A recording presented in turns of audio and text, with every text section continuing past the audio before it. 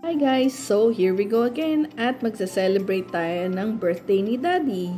So, we went out going to Stilts, Calatagan. Pero on our way, we stop over muna para mag-lunch dito sa Balay Dako. Ayan! Ito yung pinaka entrance nila. Napakalaking rag na merong balay na dako. And dako means big house. So, ito yung pinaka-ambience. Ayan. I think it's an old house. And napakaganda ng pagkaka-arrange and maintenance ng Balay Dako. Ayan. At napaka-aliwalas tingnan. Parang grand ang iyong entrance. Tapos, yung reception dyan sa may left. Then, after that, sasalubungin na kayo, i-assist kayo for your seats. Yan, sa table nyo. And napakakintab ng kanilang solid wood na mga staircase at saka mga sahig. They have their own flavors of ice cream. Ayan. And also, napakalawak pala nitong Balay Dako. This is our first time na kumain dito sa Balay Dako. And because walang tao, this is around 10 or going 11 o'clock in the morning. And ang buffet naman nila is always weekends. Ayan. Pero marami pa rin tao. Ayan. Tapos, maganda yung weather. Nakikisama. Mainit siya. Pero malamig dito sa aming area. Kasama namin si Kuya Melvin, yung aming driver. At ang daddy is not expecting na dito kami kakain kasi everything is a secret to him. Kasi we want him to experience the best that we can give him. Ayan, so lumabas muna ako habang nag-wait ng aming order. And kasi naintriga ako sa ibang videos and pictures yung merong signage or yung parang standee ng Balay Dako. So, nagpaturo ako kung saan yung Balay Dako. And napakaganda ng view dito. Guys, walang screen yan. It's an open area. Tapos makikita mo dyan yung pinaka-Taal volcano.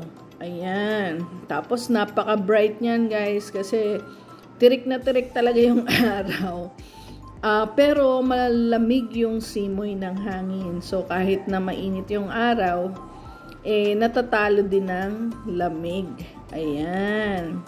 So, maganda magkaroon dito ng pictorial. Pero walang tao at this time, guys. Kasi nga, around 10 to 11 yung time na yan. And wala namang buffet. So, ako lang yun nandyan sa baba. And nag-take ng video para mapakita sa inyo na gaano kaganda ang Balay Dako, yung viewing area nila.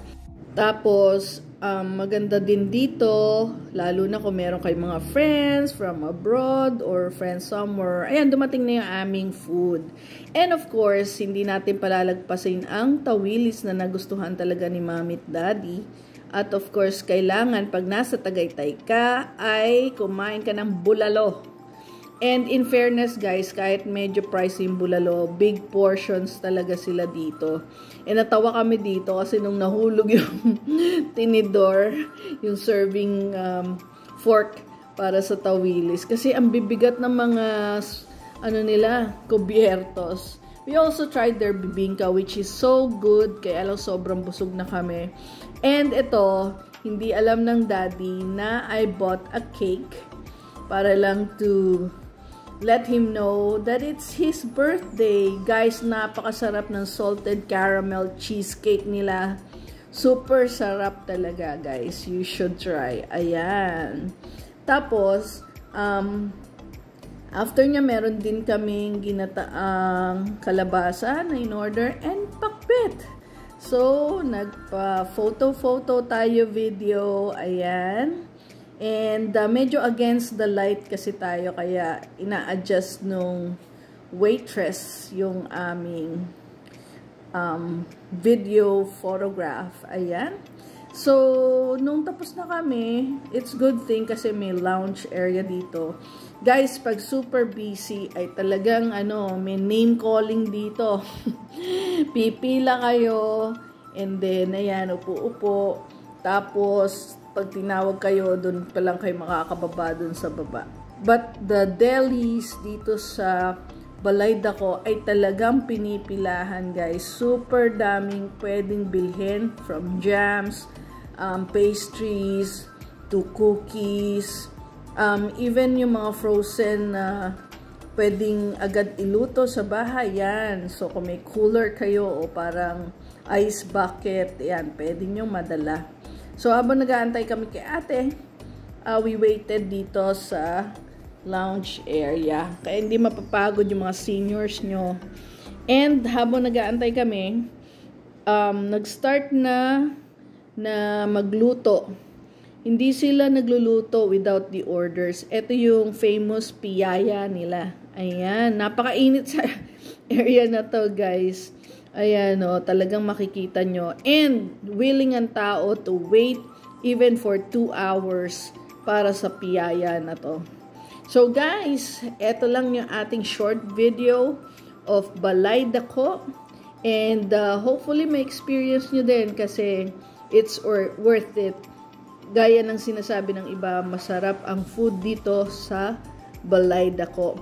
So don't forget to subscribe to my YouTube channel. Watch the part 1 ng aming Stills Calatagan 80th birthday beach celebration ni Daddy. Bye!